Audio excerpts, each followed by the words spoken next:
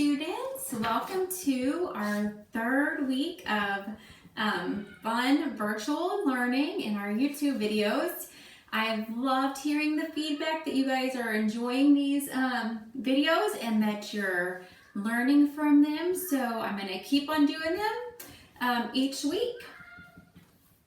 And it makes me so happy inside to know that we're still able to have class in some way even though we're not together. So this is our social skills lesson. We have been learning all about life skills. And we're going to continue learning that this week. We have about 6 days left of life skills that we're going to go over. So for Monday's homework, you need to watch this video. That's all you have to do on Monday. Tuesday, you're going to do the cleaning house sheet. And what I've done is that some of you guys did this week on Microsoft Teams, there'll be an assignment that says Tuesday's social skills cleaning house form. And online on Microsoft Teams, I'm going to have these questions and you're going to fill in the answers in the form and submit it. And that way I'm able to see your work on this. So that'll be for each day. So first let's talk about cleaning our house. If you guys want to open your packets or just, look at it on your iPad or computer of cleaning house, you can go ahead and do that. So I've been doing a lot of cleaning the house since we're home all day. My kids are destroying my house. And speaking of kid, here's a kid right here that wants to help. My kids have been destroying my house, and we have to clean a lot more now than we used to because we're home all day. And I'm sure that you're home, your parents are asking you maybe to help clean a little bit more, which they should, and you should be doing that because that is just what we should do to help out around the house. And also, it's a great skill that you can use to take to work. So I want you guys, after we learn about cleaning the house, to practice cleaning the house. Do whatever chores your family asks to help out. So why is it important to clean your home? Well, you might be having company over. I know we can't do that right now with social distancing, but you might be having a birthday party, or you guys are graduating soon, maybe a graduation party, and you don't want to be embarrassed by a messy house. And also, I know right now I don't have people coming over, but it just feels good for my house to be clean. Having a clean home will also keep bugs and rodents from entering. Dust and mold in our home can make us sick as well. It is the responsibility of the whole house. McKenna needs to hear this too. Not just mom and dad to clean up. Everybody is in charge of helping keeping our house clean. So there's different places in our house that we have to clean. The one that probably is cleaned the most is the kitchen, because we use the kitchen every day to cook our food and get food ready and all that. So the kitchen is where we prepare food and eat food. It is important that our kitchen be as clean as possible because of that. We don't want what we cook to be dirty. Unclean kitchens will also attract bugs that will get into your food. So we're going to talk about some things we need to keep a kitchen safe from bugs. And to keep it safe from bugs, we just need to keep it clean. So what do we need to do to keep our kitchen clean? Well, we need to make sure we wipe the counters, which you guys have a lot of practice doing at MERS. We need to make sure our floor is swept really well, which you also did at MERS. And you're going to see that a lot of these things are what we did at MERS. Why? Where did we work? At kitchen. So everything we did at MERS, you're going to do at home. So we, like I said, kept our counters clean, swept, we mop, we washed our dishes. If we have all sorts of dirty dishes sitting in the sink, number one, it's going to start to smell. Number two, it will attract bugs. So that's the third thing we need to do is wash the dishes. Or that was 4. So we had wipe the tables, sweep, mop, do the dishes. What else do we need to do? We need to wipe off our table, but that's kind of the same as wiping the counters. We need to make sure we put away the dishes like you did at MERS. After we wash dishes, we put them away. If we just have them sitting out, they can get dusty. So we need to make sure we put our dishes away in the cabinet. And I think that's 6. And if you can think of any other ones, feel free to put that on there or fill it out in the form. Those are just some things that I could think of. So what are the supplies we need? Well, we need a broom. We need a mop. We need cleaner, like to mop water, cleaner to put in our mop water. We also need a spray to clean our counters. We need dishwashing liquid. We need a rag to wipe the counters. And any other supply you can think of. Yeah, you might need gloves. Some people wear gloves when they clean the counters, or especially people use gloves when they wash the dishes if you hand wash your dishes, because to clean them the best, it needs to be hot water. So a lot of people wear gloves to keep their hands from getting burnt while they're washing their dishes. So another really important place to clean in our house is the bathroom. Nobody likes cleaning a bathroom. I don't like cleaning a bathroom at all, especially with boys in the house, but it's a must. Guests in our home may need to use our restroom, and it needs to be free of germs and molds for them, but we use our restroom, so it needs to be free of germs and mold for us too. So what parts of the bathroom do we need to clean? I'm going to ask you on the form to write 6 things down. If you can come up with more, great. So we need to make sure we clean the toilet. That's probably what gets ickiest in our bathroom, is the toilet. We need to clean the sink. We need to clean the floor. We need to clean like our shower or our bathroom. I know that I have to clean my wall sometimes because sometimes stuff just gets stuck on the wall in the bathroom, so I'll scrub off the walls. And you need to clean, like if you have a cabinet in your cabinet, all those, that's where dust and stuff can gather to stay organized. And if you have a separate shower and bathtub, you need to clean both of those. So what are the supplies you need for a bathroom? Well, you need toilet bowl cleaner. You're going to need cleaner to clean off your counter or your sink. You're going to need some cleaner to clean off your floor. And you're going to need like a shower cleaner. You could use the same cleaner for all those things, or there's different ones too, whatever you have around your house for that. And the next place that you should keep clean, and it's only your job to keep clean, or if you share a room, you and the person you share a room with, is our bedroom. Our bedroom should be a place that we can relax and just be calm and enjoy our time in there.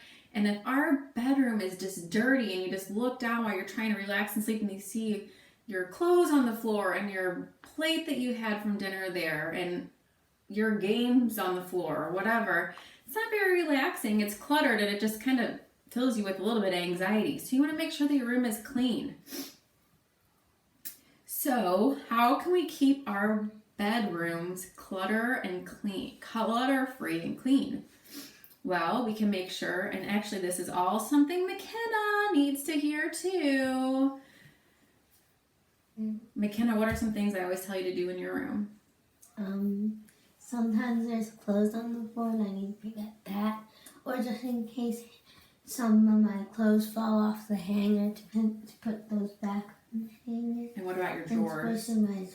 To push in your drawers. So she said, make sure her clothes are in the dirty laundry.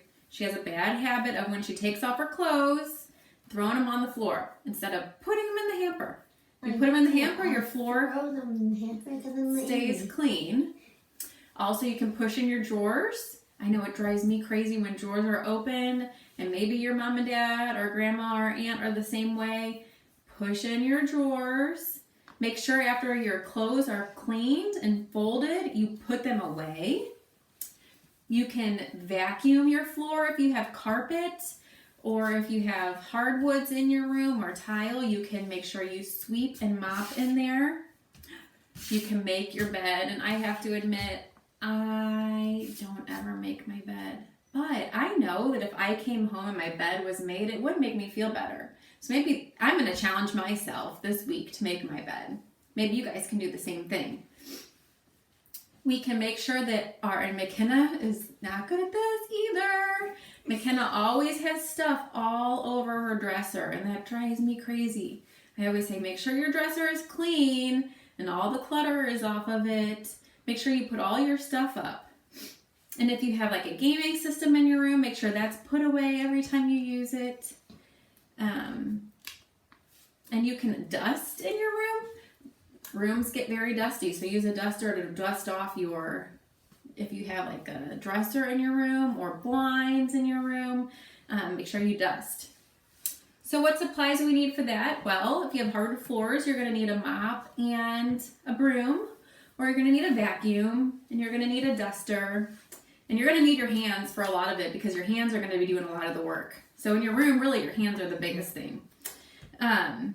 So then there's other places in your house you can clean: hallways, living rooms, basements, all different places. And just because these are the 3 that we talked about in length doesn't mean you don't have to help clean those other places. You do.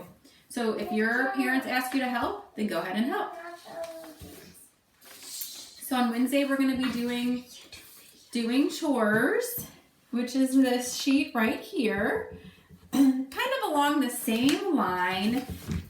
Everybody's job in the house is to help out with chores. It's not only mom and dad's job. And you guys are adults now. All of you are 18 or older, so you really should be helping out a lot. And really, nobody likes to do chores. I mean, maybe there's 1 or 2 chores that you enjoy. Like, I actually enjoy mowing the lawn, so I don't mind that, but I don't like cleaning the house. But I know I have to do it. That's just part of living in a house. If no one did chores, what would happen to our house?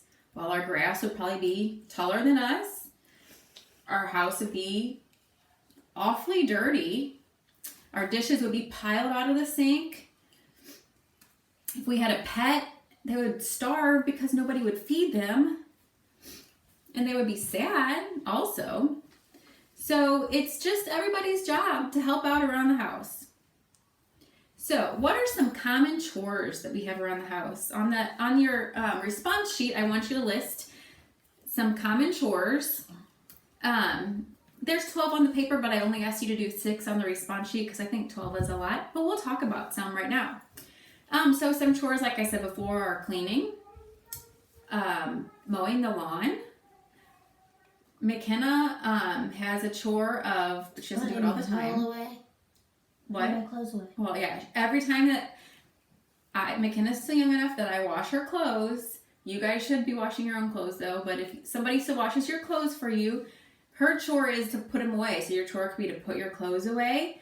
It could be to rinse off the dishes after you eat them, or wash the dishes, or put the dishes away from the dishwasher, or to sweep, or to feed the dog, or to take the dog for a walk. What else? Rake leaves. Or sometimes outside. If you're older, your job could be to take your younger sibling to school. Yeah, if McKenna said, if you're an older sibling, it could be to help watch your siblings, or to take them to school, or pick them up off the school bus. Let's see, what else? Vacuuming is a chore.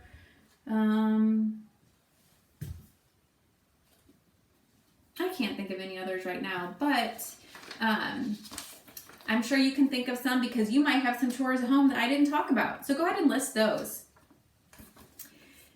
And then what I want you to do is list your chores. And if you say, Miss Tar, I don't have any chores, this is your homework. You need to go ask whoever you live with, mom or dad or grandma or your aunt, say, I am 18 years old, or I am 20 years old, and I need some chores. Give me 4 chores to do. And see what they say. And actually I have attached on Microsoft Teams a list of chores. So you can, if you guys can't think of any chores, or if you want to look through a list of chores that you might want to do, look through that and tell them what they're going to do. But if you don't have chores, you need to have chores. So that's going to be your job to ask. And if you do have chores, list what chores you have. So at the bottom is a fill in the blank. Everyone in the family should help do the what? Chores. Everybody should help do the chores. If we don't do chores, our home will get very, what, McKenna? Dirty. Our pets will be blank if we don't do our chores to help them. Sad. Yeah, they'll be sad. Or hungry. Yeah, or hungry. Whose responsibility is it to do chores in a household? Whose responsibility is it, McKenna? Everyone. If everyone helps out, there will be more time for fun and activities. So the more people that help, the quicker it gets done. Like if we're at MERS and only I'm there, I'm gonna have to wash the dishes, I'm gonna have to put the dishes away, I'm gonna have to make the sack lunches, I'm gonna have to sweep the floor, I'm gonna have to mop the floor, I'm gonna have to go to the other side and clean the tables, clean the microwaves, wipe the windows. Whew! Actually, there's another chore right there. Clean the windows. I will be there forever. But there was like 8 of us there and we got it done in 3 or 4 hours. So the more people that help, the less time it'll be and the more time you have to party. Okay, so on Thursday, you're going to do the response sheet of when to call 911. We've talked about this before in class, but we're just going to review it again. 911 means emergency. You call 911 when you have an emergency. You might call 911 when you think someone is badly hurt or very sick or in danger. And when you call 911, they have what they call a dispatcher, and the dispatcher will connect you with who they need to connect you. They might connect you with the police. They might not connect you, but dispatch, like send a police to your house, or send an ambulance to your house, or send a fire truck to your house, or any other professional that you might need to help with the situation. So because there's not tons of firemen and tons of ambulances, we need to make sure we're only calling 911 for true emergencies, so that the ambulances and fire trucks are there to help the people that are true emergency. If you're calling 911 because you fell and got a scrape on your finger, well, they're going to be at your house, and what if somebody's house is on fire? Well, they're going to be at your house dealing with your cut finger and miss the fire. And that is not okay. So we need to make sure that we only call 911 in true emergencies. So before you call 911, ask yourself these 3 questions. 1, is the victim, the person that's hurt, condition life-threatening or limb-threatening? And a limb is like your arm or leg. So if you think they might die or are very, very hurt, yes, call 911. Or if you think like they had a horrible accident and their arm looks like it is like stuck under something and they can't get it out, like something really heavy fell on it, yes, call 911. The second question, ask yourself, could the victim's condition worsen on the way to the hospital? So let's say if somebody says, I think I'm having a heart attack. Well, if you don't call 911 right away and drive them there, they might get more sick in the car. So that is a time where you should call 911. And also, could moving the victim cause further injury? If the answer is yes, also call 911. If McKenna fell and hurt her arm and it looks like she broke her arm, she can still get up and walk and move. So I should not call 911 if she broke her arm, because I can put her in the car and take her there and her condition will not worsen and it's not life-threatening and she's not going to lose her arm. But let's say, for example, she was climbing a ladder and fell off the ladder and was just laying flat. Well, yes, if she fell really high and was saying, I can't move, no, I should not pick her up and move her, because that could cause even more damage. Anytime your head or spine is involved, that can cause more damage. So I should not move her, and I should call 911 in that situation. So I want you guys to list examples of emergency situations. If there is a fire in your home, please call 911. That is an emergency. If, like I said, somebody has a heart attack or a stroke or a really bad seizure or a really, really bad burn or just anything really bad. Anything really bad. Maybe somebody's in labor and you don't have a vehicle or anybody to take them to the hospital. You fell off the ladder, or you were using a saw and cut off part of your hand. That sounds really bad. Or like you have like that nail gun and you drop it on your foot. Drop a nail gun on your foot. Or if somebody's breaking in your house. Or if you see a horrible accident outside your window or when you were playing outside. That's another reason to call 911.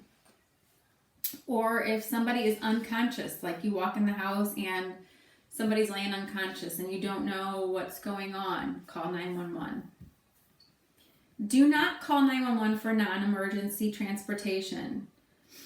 Doing so can keep 911 operators from helping people in life or death situations. So what that means is this. If McKenna fell and broke her arm, that's not an emergency. I either can find somebody to take me to the hospital or can get some type of other transportation. We shouldn't call 911 if somebody broke their arm and we don't have transportation to the hospital. So some non-emergency situations are all those minor things that you might still need to go to the hospital for, but you do not need to ride in an ambulance for. That could be breaking your arm, like I said with McKenna, or you fell and hit your head and you're not feeling well. Like my daughter Elsie had a concussion one time because she fell when she was a baby. Multiple times. Yeah, she's fallen a couple times. She fell and had a concussion, so we had to take her to the hospital because they had to check her out and make sure she was okay. That's not something I needed to call 911 for. It's something I definitely needed to go to the hospital for, but not 911. I'm just not thinking right now, but you get the idea. I want you to list some situations that is not an emergency and you should not call 911 for. So here is some guidelines for when you do call 911. Number 1, describe the emergency. Somebody's going to call 911. What's your emergency? Or somebody's going to answer. Make sure that you are calm and talk clearly and loudly so they understand you. I know a lot of times when something really bad happens, we're nervous and we don't know what to do, and we might talk really, really fast and they're not going to hear us. And then they're not going to be able to help you, and it's going to take longer to get help because they're going to have to get you to slow down and hear what you say. So make sure you talk slowly. Describe the emergency. Number 2, give them your name and phone number. This is why it's so important to learn your personal information, which is what I ask you guys to do all the time. You need to know your name, phone number, and address all the time so you can tell them where you're at. Give them the exact location and address. And you might say, in a nearby landmark, you might say, like, I live right up the street from the Arby's on Grand, or whatever. Some mark that they might be able to help you, or help them know where to go.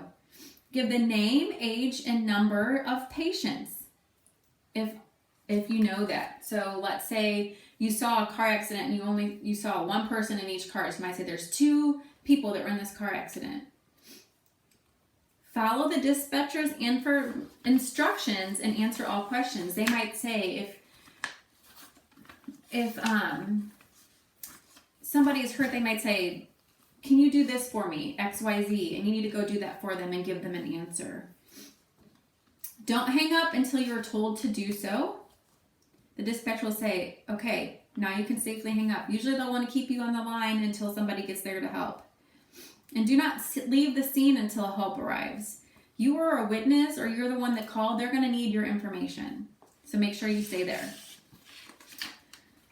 Alrighty. And then finally on Friday, we're talking about, and you're going to answer, okay, hold on. Answer questions about calling, McKenna, stop, babe. Calling in sick. Hopefully, you guys are going to be getting a job very soon, And at some point in time, you might have to call in sick. Everybody gets sick at some point in time. And we need to know how to call in sick. And we've talked about this before in class. And in fact, I encouraged you guys, if you were ever sick at school, to be the one that call in to practice. So there are many reasons why someone may have to miss work or school. What are some reasons? Well, I might have to miss because I am sick. I have the flu. Or I have a temperature and you're really not supposed to work or go to school when you have a temperature. I have a doctor's appointment that I could not schedule outside of my work hours. I have to take care of my sick child and I cannot come to work today. So you can go ahead and list reasons. You can list different sicknesses that might keep you there or keep you from going. There are also reasons that are not acceptable to call in sick to work. If I wake up tomorrow and I'm like, ugh, I just do not feel like working tomorrow. Should I call in sick? No, I should not call in sick. Or if my friend calls me and was like, hey, Miss Tar, tomorrow let's skip work and let's go shopping all day. Should I skip work? No. Or if I know that tomorrow might be kind of hard at work and I just don't want to do that work, should I call in sick? No, that's not being a good employee. I'm going to list 4 reasons why it's not acceptable to call work. As an adult, it is my responsibility and your responsibility to call your work or school if you're not able to attend. If I am not able to come to work because I'm sick, do I have McKenna call for me? No. Do I have my mom call for me? No. Do I have my husband call for me? No. I have to call in. And you will have to call in when you are sick. And that's why I wanted you guys to practice doing that this year, so when you go to work, you will be able to call in. So tips for calling in sick. Number 1, make sure to tell the person who you are. Hi, this is Amy Tar. Then I'm going to explain the reason I'll not be coming in today. I have a temperature of 103. I will not be able to come in to work today. Keep it short. They don't need to hear your whole story. I don't want to call and be like, hi, it's Amy Tar. I can't come into work today because, oh my gosh, I was up all night. My stomach was hurting. I threw up. Then I was laying on the floor because I couldn't move. And then whatever else. You don't need to go on all that. You just will say, it's Amy Tar. I'm not able to come into work today. I'm sick. That's it. The person that's answering the phone has work to do, and that's just information that you don't need to share. And then you end the conversation by saying goodbye. So I want you guys to practice. Have your mom or whoever, your sister, whoever you're with, practice calling off. So McKenna will help me with this one. Good morning, Nottingham CAGT High School. How can I help you? And then you could say, today I'm calling in sick. I cannot come in today, and this is McKenna Tar. Yeah, so she gave her name and told us she's not coming and kept it short, and that's it. Okay, thank you for calling. Goodbye. Goodbye. Excellent. So you are going to do this sheet in Microsoft Teams, but you're also going to practice this with your family. And that is all that we have for social skills this week. Thanks, guys.